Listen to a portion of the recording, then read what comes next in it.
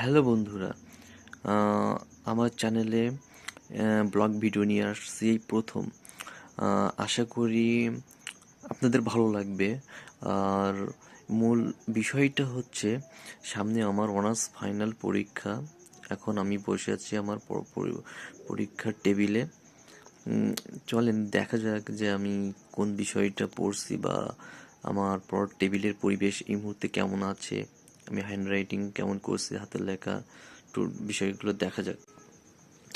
এই যে বন্ধুরা, পড়ার পাশাপাশি আমি হ্যান্ড রাইটিং করছি, হাতের লেখা লিখছি। এই বইটা আমি পড়ছিলাম, এই বইটা পড়ছি। আর আমার পড়ার টেবিলের অবস্থা এটাই আছে, আপনারা দেখলে বুঝবেন।